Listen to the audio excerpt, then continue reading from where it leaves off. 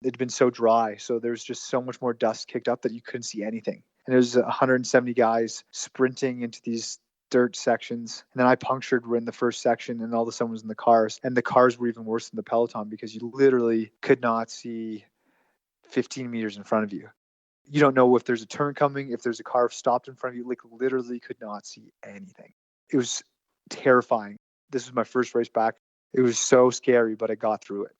I survived. And I think it may have been the best thing that I could have done because everything after that felt safer.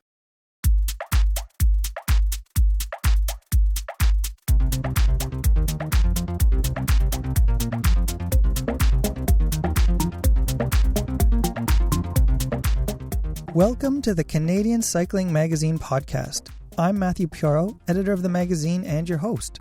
You just heard from Michael Woods. He was describing the sketchiest race he was in this past season. Later on, you'll find out why that event was the best thing for him to be racing at the time. Despite breaking his leg in March, Woods has possibly had the best season of his career. It's something we've debated here at Canadian Cycling Magazine, so it's something I wanted to explore with Woods himself. There was his stage win and 2 days in the leader's jersey at Tirreno-Adriatico, a stage win at the Vuelta a España, and even a win at a virtual race. Woods and I get into comparisons with his 2018 season, which was the previous high water mark for the Ottawa rider. Woods and I also discuss his evolving relationship with Alejandro Valverde. We talk about Woods' new team for 2021, Israel Startup Nation, and all the people who will be familiar to him at that outfit. And we talk about his busted leg buddy, who is quite an accomplished cyclist. I spoke with Woods in mid-November. It was over moderately good Andorran Wi-Fi. He was at home recovering from an operation that saw the removal of 4 screws from his leg. Remember, he broke his femur badly at Paris-Nice in March. How badly? It was so bad that he was seriously considering ending his cycling career. But it's good he didn't. Instead, he had a road season that, right now, really could be his best ever.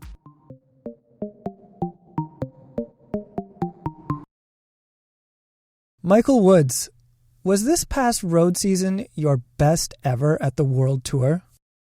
I don't know. I don't think so. Maybe yes, maybe no. Like it was a good season. I'm really proud of it. I'm really proud of what I accomplished. But at the same time, I actually feel like there was a lot missed.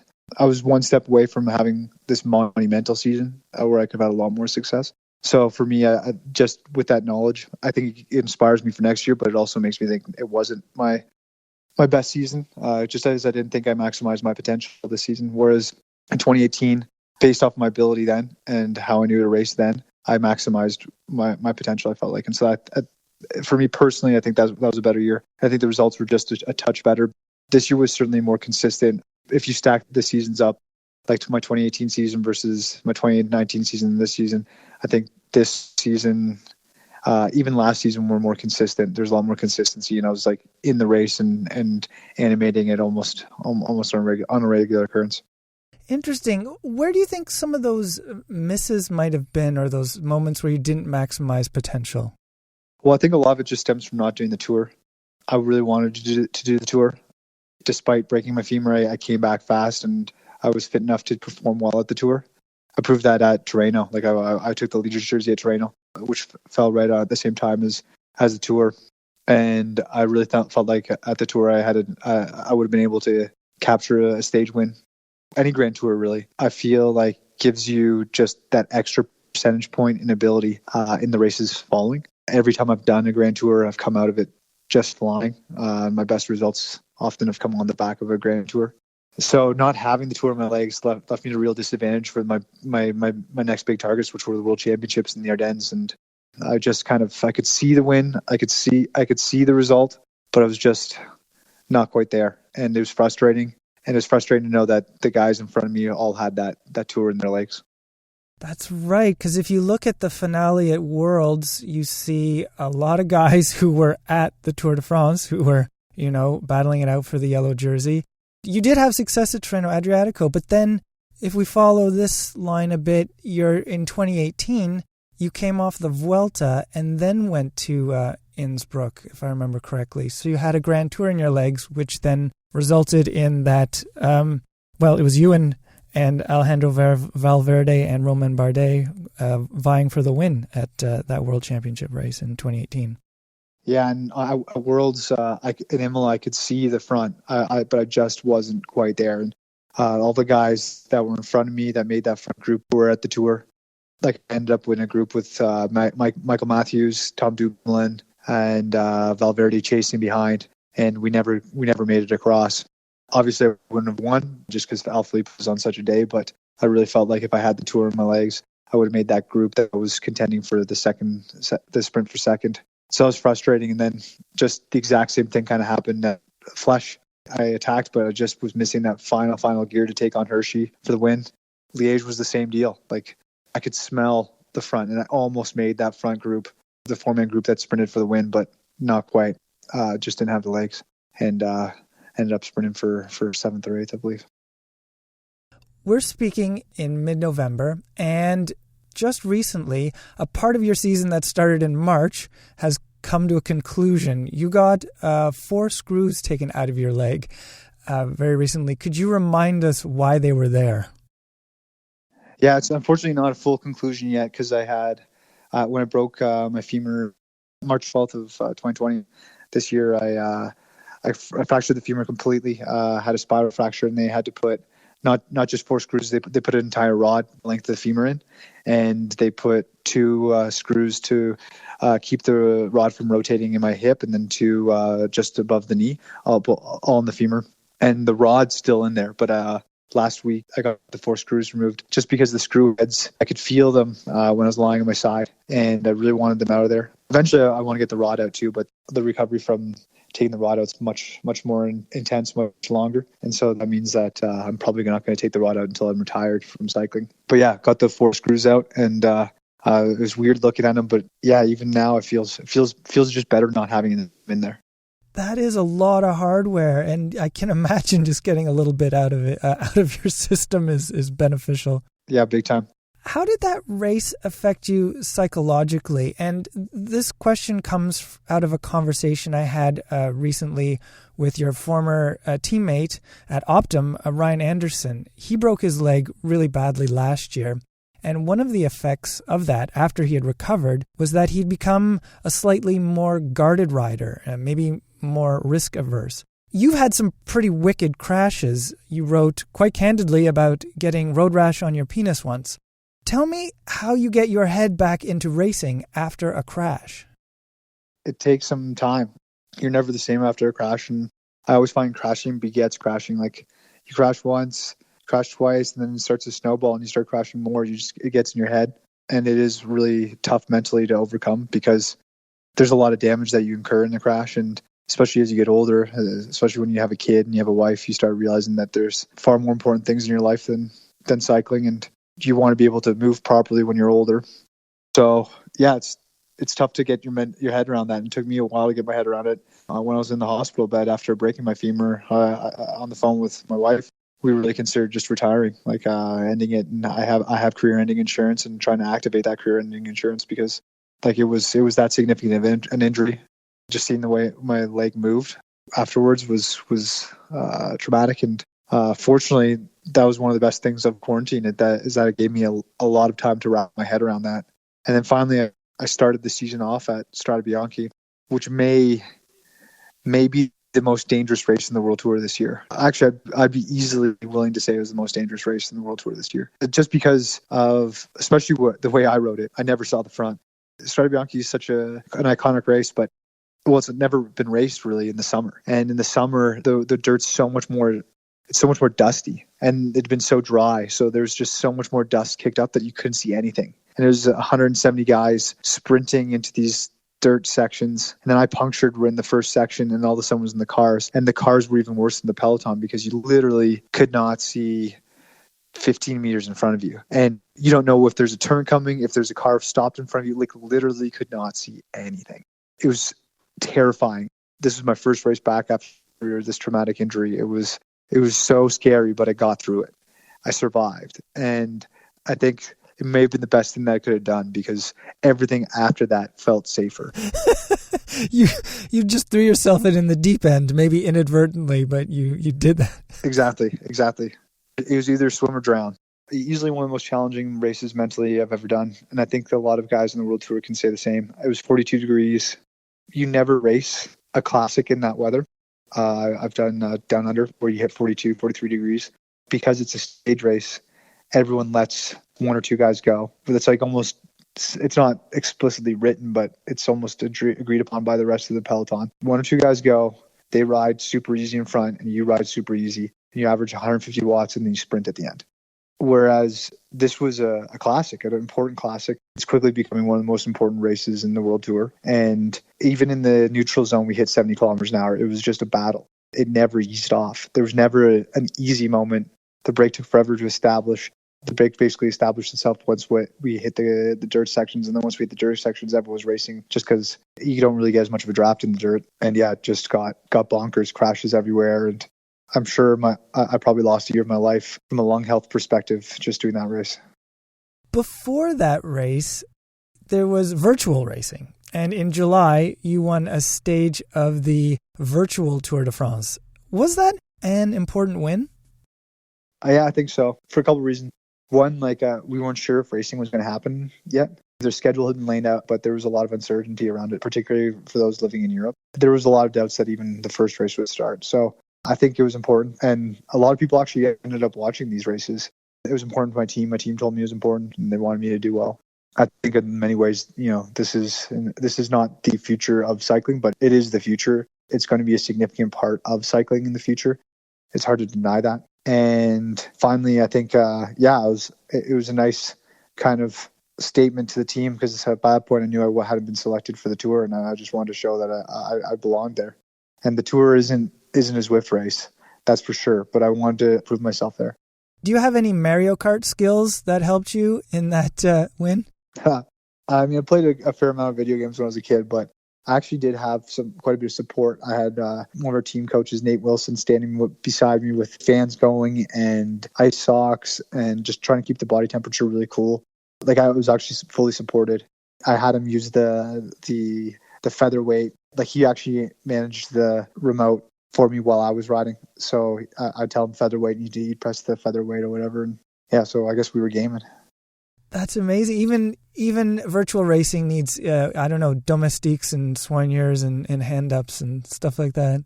Yeah, I think that's why I like the side of virtual racing. It's not like real racing. It's its own thing, and I like that. I like that it's kind of a separate discipline.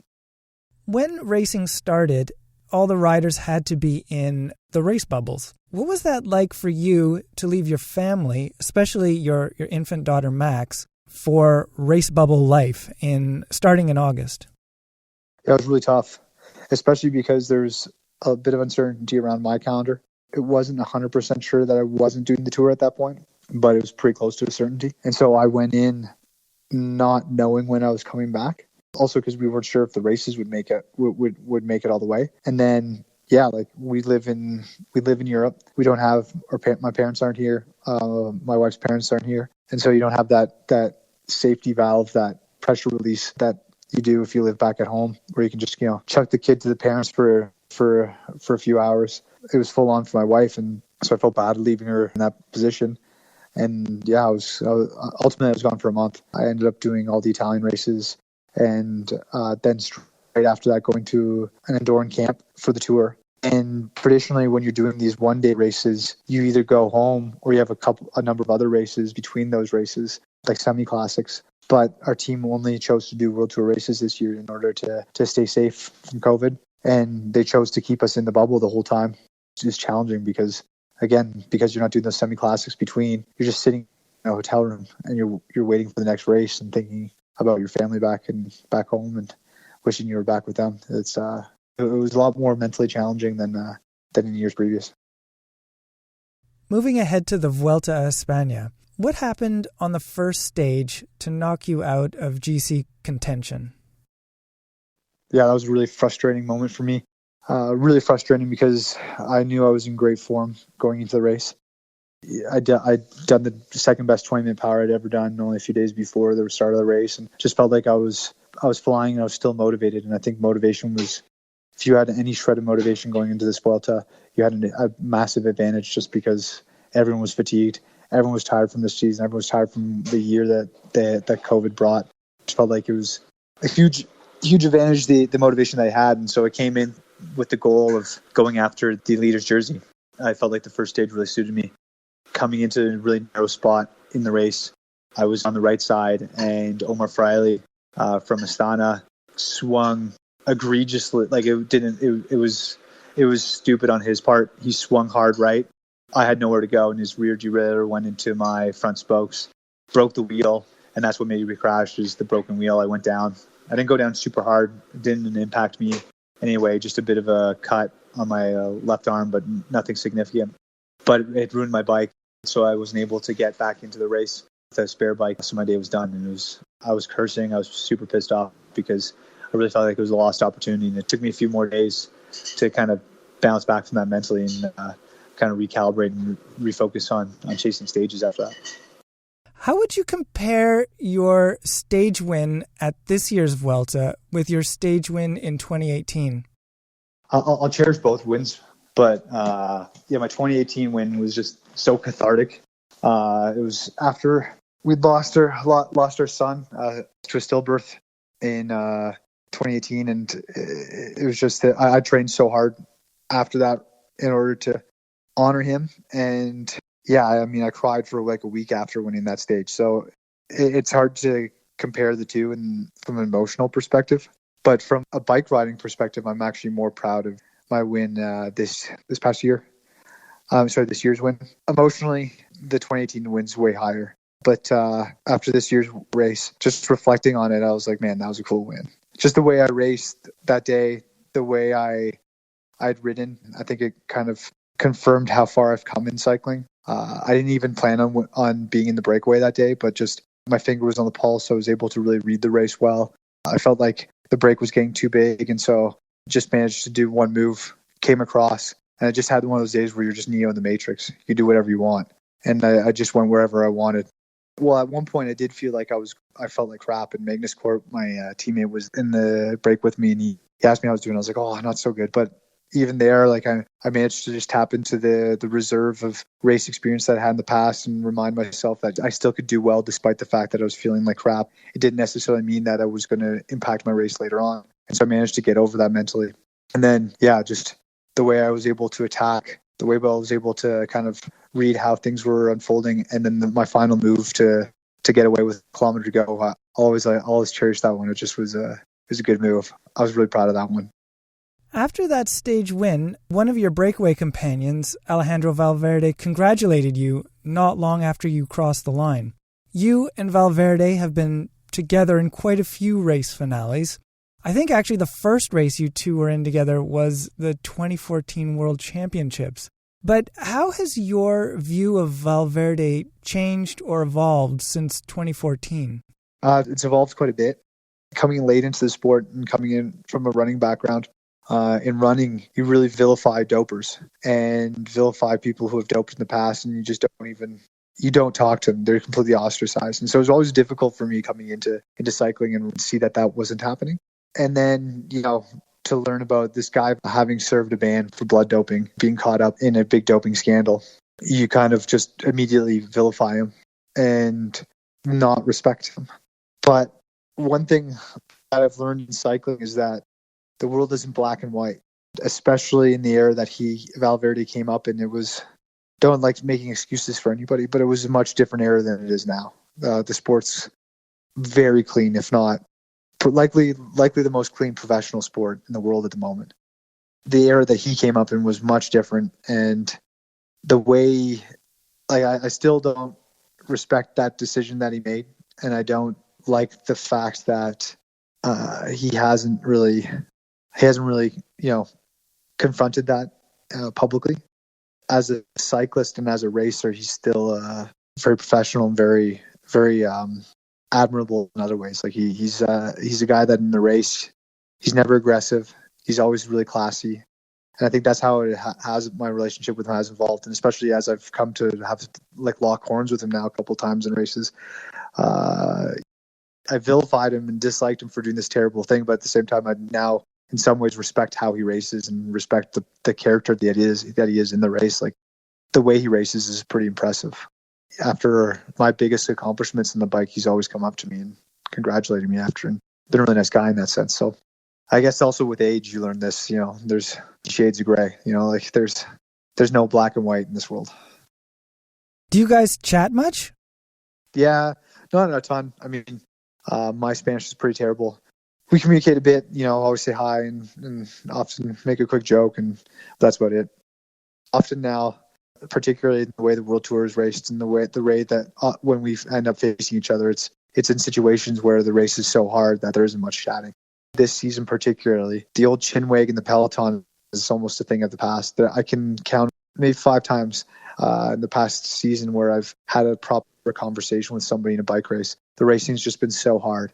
It's been so full gas from start to finish, and you've had to race with your team at all times that a conversation was maybe a few words and that's it. Did you ride this Vuelta with more confidence than you did in 2017 or 2018? Yeah, 100%.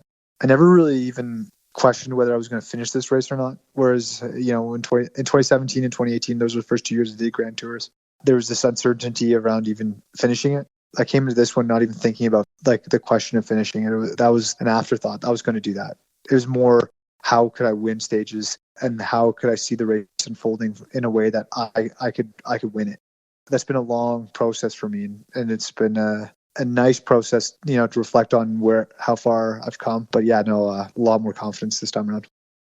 I think people watching the race could sense that, and that's actually where my first question, was this your best season ever, came up, because we would debate it here at Canadian Cycling Magazine. It's like you seemed more, I don't know, you put it better in that you weren't worried about finishing, and neither were we, because we're watching you, and you seem to be able to be more, let's say, a more active participant and less of a possibly anonymous rider, but you seemed way more either able to make something happen or to get in the mix when you needed to.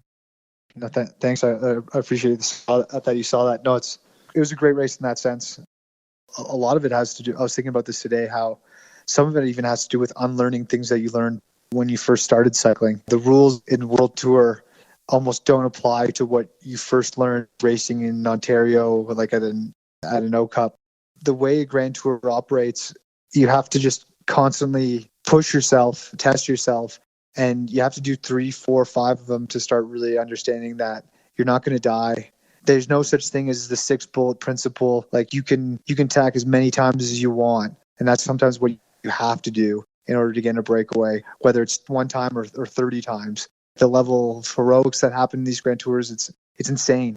Doing 3, 4 of these ones, you start kind of understanding how different the game gets, and how by that 3rd week particularly, it's less about legs and more about just your head, and how you need to just forget about all the things that you thought were hard before, and you can only get there from experience. And I mean, it's hard to articulate, but I'm really happy with how far I've come in the sport. And yeah, I think that's why I'm very proud of this race, and like I said, proud of that stage win that I had. You've been racing with EF Pro Cycling for 5 seasons. It has been your first World Tour team. Next year, you'll be with Israel Startup Nation. What will you miss from EF Pro Cycling? Oh, there's a lot I'll miss. I'm really excited to be going over to Israel Startup Nation. I have a great relationship with Paulo, who's the head of performance with that team. Not only is he a coach, but he's just one of my best friends and a life mentor as well, and somebody I really look up to. So I'm really excited about that. And I'm really excited to be also working with Sylvan Adams, a guy who basically gave me this amazing leg up in the sport and gave me funding when I first started. So I'm really excited to be working with him too. But there are a lot of things I'm going to miss. The teammates. I have so many great friends now on this team. Great staff as well. Although I managed to steal John Adams, my swan year, Canadian swan year from EF, and bring him over to Israel. I'm going to miss a lot, like just a lot of the people involved with the team. That's the main thing are the people. it was interesting for me being at this race at the Vuelta. It was the first race I'd done with the team where I was the longest standing member of the team. When I first started on the team, I knew nothing when I came into the sport and when I came into the World Tour, and I was such a rookie. I made every mistake. To be on the team now, and I was the longest standing guy there, was weird. And it also shows you how fickle, how fast the sport moves, how fleeting like it is in a lot of ways. Like things don't last long in the sport of cycling. So 5 years actually ends up being a long time. You mentioned some of the other connections you have with Israel Startup Nation. Paulo Saldana, the performance director, who's you've been working with for many years now. You mentioned Sylvain Adams, the co-owner of the team. There's also a bunch of Canadians racing on the team, all of whom you've been a teammate with at one time or another. There's Alex Catterford. You're on two teams with him, Garneau and Amore Vida. James Piccoli, you were on Amore and Vida. And, of course, Guillaume Boivin. That was from your Optum year in 2015. What do you expect it to be like racing and riding with these guys once again? As you've kind of outlined, you're a different rider now than you were when you were with these guys before. How do you think that will be? Yeah, I think in some ways it'll be interesting. And I think they already know this, but it'll be interesting for them because they encountered me when I was so green, and so like they've seen this evolution as well, and I think they realized how far I've come tactically as well. Like riding with Guillaume, for example. Guillaume on Optum, Guillaume was coming down from the World Tour at that point, and he had so much more knowledge and understanding of the sport than I did. And it's just now funny thinking back on that time from the perspective that I had, which he kind of had at that point, and looking at me, like how much of a novice I was. And I knew Guillaume for a couple of years before that because I rode with him at a training camp when I was on Garneau and up in Colorado. He was gracious enough to offer his place up, and I stayed with him. Bruno and Langlois, I stayed up with him, and we did a big training block. And just he's seen me come from being this guy that had an engine but knew nothing about bike racing or how to handle a bike to where I'm at now. And it was really fun racing with him at the World Champs this year, and just kind of talking about that a bit and getting excited for next year and like being teammates together again, because actually we quite really get along with Guillaume. And he's a great guy. And then, same with James and same with Alex. I raced with James and Amore Vita, which was a really tough year for both of us. I left halfway through the season. He stuck it through. But it was a crazy year, a crazy team. Tested us for sure. It's almost essential for most pro cyclists to go through a year like that where you just get your teeth kicked in, basically, and you get the worst of everything and have to deal with it in the hardest races. James did a couple of things when we were on Amore Vita that I'll always remember in terms of how he stood up to a director at one point, and despite the fact that it would probably impact his performance, he stood up to the director to the benefit of all of his teammates. And it was just it was a moment that I have a lot of respect for him for doing. It's nice that he's now on the World Tour, and hopefully I can help him evolve as a cyclist. I think he has a lot of ability, but has a lot to learn still. This was his first Grand Tour at the Vuelta, and like he said to me, he was on his hands and knees for a lot of it. And I think there's a lot of room for improvement there. And I think I can impart some skills and some tricks that'll get him through the next ones better.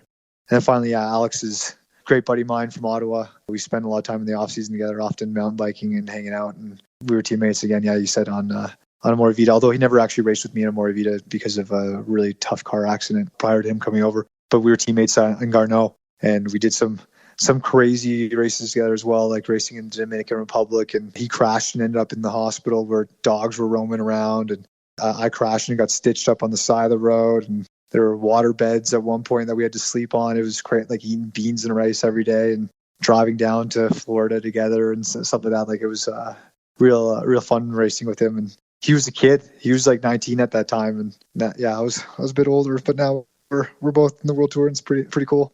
And I guess there's now two Senators fans versus two Habs fans. I'm assuming James, being from Montreal, is a Habs fan. I don't know. Will that create conflict in the team?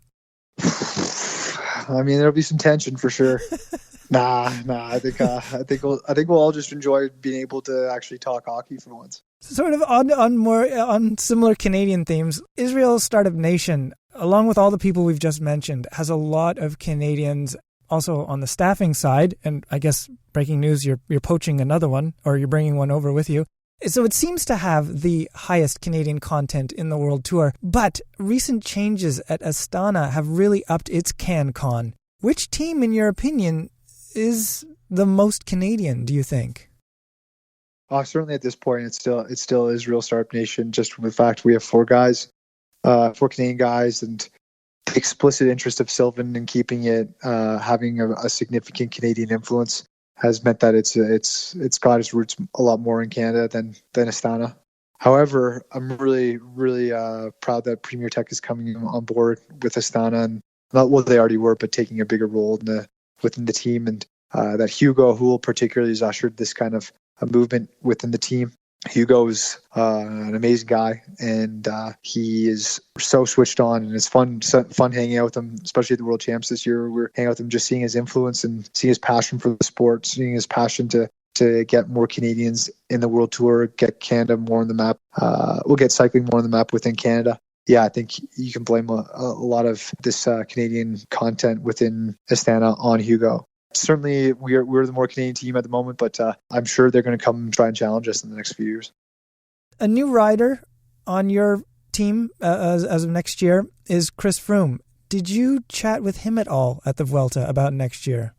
Yeah, we actually shared basically the same calendar this year. We did Tirreno-Adriatico and ended up doing some of the Ardennes and also finally the Vuelta together. Yeah, we did have a couple of chats. Particularly, actually, we've been texting back and forth a bit recently because he also got the screws removed from his femur. He broke his femur last year. So we were picking each other's brains on what the best course of action was, whether to get them all out or just two. And, I'm really excited to be racing with him. I have a lot of respect for him as a rider.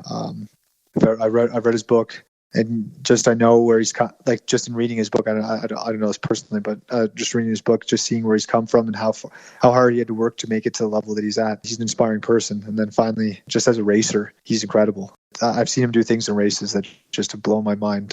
2018 18th stage of the Giro on the Finestre was just insane. It was such an inspiring performance. And when you see something like that, you start thinking that it's hard to count this guy out. And he can certainly still challenge for a Grand Tour title in the future, I think. I got to admit, I laughed pretty hard when I realized you guys were broken leg buddies. But there you go, a bond formed out of hardship. So right now, actually, you're recovering from getting those screws out. What is the sort of the rest of the year, or when do you get back to work? When do things start getting ramped up for 2021? So now that with the season ending so late, it's been a bit of a weird year in that sense. Normally, I'm finishing my season a bit earlier, and also when I'm finishing my season, it's not with a Grand Tour. So to finish November 8th with a Grand Tour under my belt means that I have a lot more time where I can take it a bit easy. Also, knowing that the season's not going to be starting up for me likely until March gives me that extra runway to prepare. And I've always been able to prepare pretty fast and bounce back pretty fast. So I'm just trying to enjoy my off season right now, enjoy some downtime. But I think starting mid-December, I'll start ramping up. I'll start riding the bike a bit more. Obviously, I'll be riding the bike within a week once my stitches are out. But start actual formal training again in late December, early January, and then start ramping things up all the way till March. Well, Michael, thank you very much for your time. I hope you enjoy your off season, and we look forward to the next year and when you're racing again. Thanks for the time, Matthew.